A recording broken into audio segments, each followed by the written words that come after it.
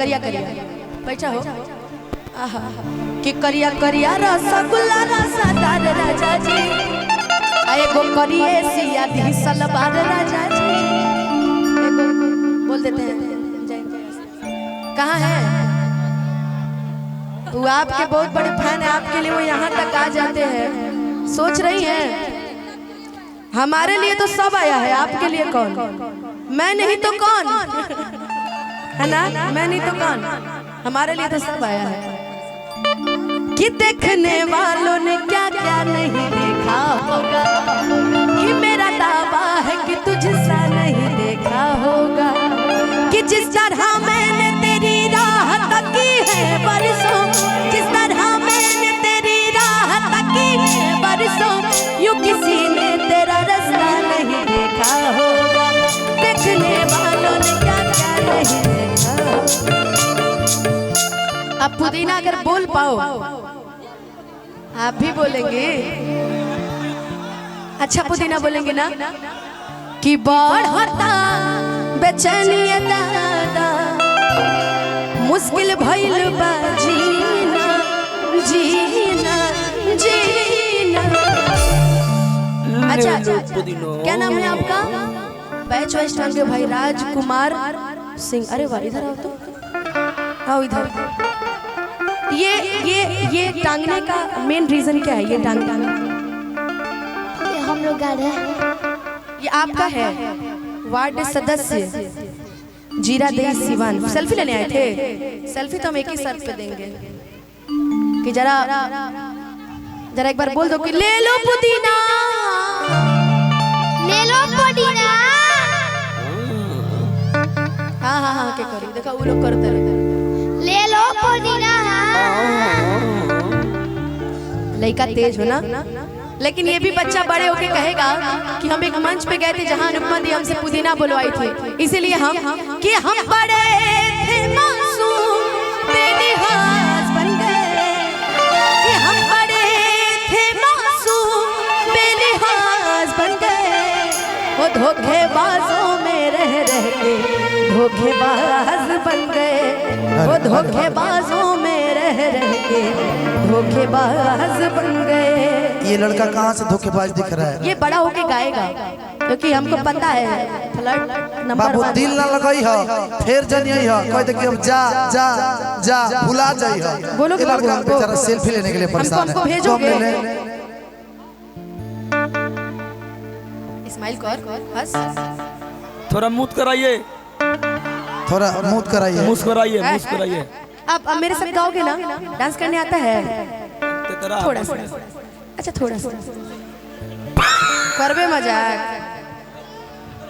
ये मजाक। आप भी इधर आइए, आप भी टांगे इधर इधर आओ ना यार। दोनों भाई हो क्या? दोनों भाई हो? हाँ आदित्य कुमार सिंह राजकुमार आपके भैया भाई हैं? दोनों में बड़ा कौन है? आप छोटे हो? जेठ है वो बड़ा हुआ देवर जेठ जी ना। अच्छा आप दोनों को जाना नहीं है, दोनों को डांस करना है। भाई आपके क्षेत्र में हम आए हैं तो भाई एक डांस बनता है ना, क्या जी? चांदनी चांदनी पकड़िए आदित्य कुमार सिंह को। ज्योति जाए ज्योति का कहलू आप बैठ जाओ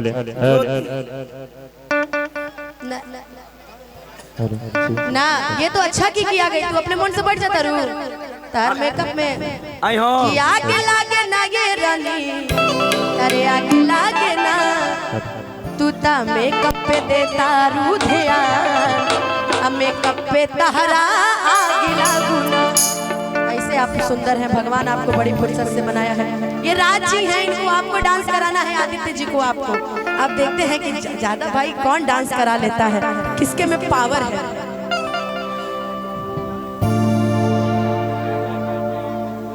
हाय दिल ना लगी हो फिर गाऊंगी मैं आपके लिए। अरे फिर इसका चप्पल छूट जाएगा महाराज फालतू में। आओ आओ आओ क्या चाह रहे हैं आप? मार और कराइएगा का? अरे जी कि बढ़ता बेचैनी दादा मुश्किल भइल बा जीना जीना जीना। अब एक बार ले लो पुदीना बोल दीजिए तो। देखिए एक्स्ट्रा आपका वीडियो भी बना दिया, ठीक है। आप एक बार चांदनी बोल दीजिए तो कि ले लो पुदीना। जहाँ पुदीना बोले खाली जहाँ देखिए हम तो आई लव यू बोल देंगे, पुदीना नहीं बोलेंगे। ज्योति तू बोला हो एक बार, ले लो पुदीना, ले लो पुदीना। अरे बाप रे कोहरा तेरे बुझा था पूरा टेंट क्या समेत के विशाल जी ट्रेनिंग दे रहे हैं अच्छी खासी आप हैं, ट्रेनिंग दे रहे हैं आप। अब हो हनिया हनिया हनिया। क्या नाम है आपका? विकास। अच्छा विकास, पहले तो रोवत रहला हो, लड़का के खाली पुदीना बोलता तो ले लो पुदीना। जैसे हम बोलेंगे वैसे कि ले लो पुदीना, ले लो पुदीना। अरे बाप रे बाप।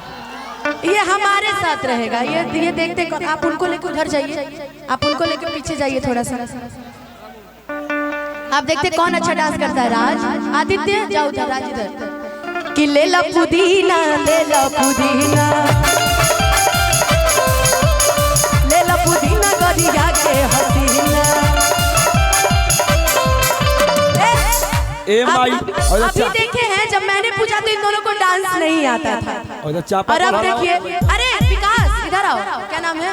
आओ आओ। अरे तुम तो गर्दा उड़ा दिए यार, हैं?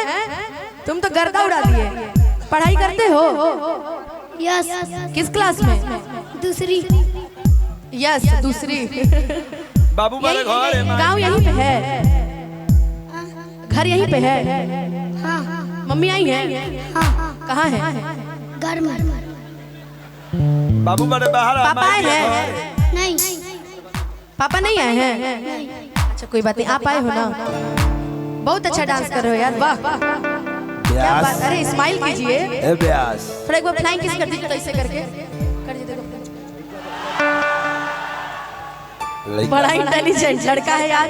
इधर भी कर दीजिए तो एक बार, इधर भी कर दीजिए फ्लाइंग किस, इधर भी। बाबी फ्लाइंग किस। इतना तो ज्योति और चांदनी में लोगों को नहीं मजा आता। ए जेट फंसू। चलो चलो चलो चलो काना फूसी। चांदनी के पास चलो, चांदनी के पास, चांदनी के पास आओ। कि ले ला पुदीना, ले ला पुदीना, गरिया के हसीना। इसको दीजिए, इसको दीजिए, इसको दीजिए। दिल धड़काता, दिल धड़काता। ये कौन डांस है?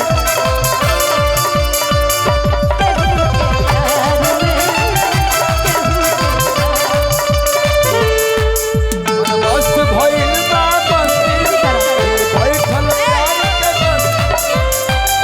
इनकी तरह डांस करो, इनकी तरह करो।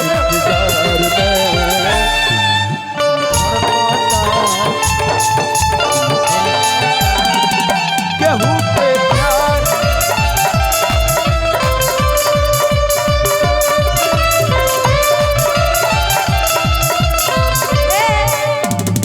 एक बात बताओ, कहाँ कर रहे थे? कैसे कर रहे थे जरा बोलो तो। लड़का तो पूरा चापाकल हलावता। हाय रे पूरा मर्तबे कि निकला ना निकला जल्दी। आप बैठ जाइए, पहले थोड़ी देर बैठ जाइए, बैठ जाइए, बैठ जाइए, बैठ जाइए, बैठ जाइए, जल्दी बैठिए, जल्दी बैठिए। अब गाओ कि निकल। बैठिए ना भैया 2 मिनट के लिए, बैठिए ना, बैठाइए। कि निकला निकला जल्दी, निकला बाहरवा हो, मिले खातिर आई तोहर गाँव के लाबरवा हो। कि निकला ना निकला जल्दी, निकला बाहरवा हो, निकला ना निकला जल्दी, निकला बाहरवा हो। मिल खातिर गइल तोहर गाँव के लाभरवा हो, मिल खातिर गइल तोहर गाँव के लाभरवा हो। अच्छा एक कार्यक्रम में भी 1-2 लोग ऐसे मिल जाते हैं जो हमको गाने नहीं देंगे, बिना बोलने मनबे न करें। कम से कम बच्चे लोग हैं, इनको भी इंटरटेन करने दीजिए। हैं आपके लिए तो हम लाइवे किए 4-4 इंटरटेन कीजिए ना, हमारा के छोड़ दीजिए। पैसा ले ले बाबू क्या गाना चीज? खाइए। ऑलरेडी इनाम आप लोग इतना प्यार आशीर्वाद दे दिए हैं कि इनाम इन लोग को दीजिए, जितने हमारे मॉडल हमारे म्यूजिशियंस है सबको दीजिए इनाम। हम लोग को क्या है जी, हैं? आप लोग का प्यारे काफी है। इतना ना ये लोग व्यूज दे देता है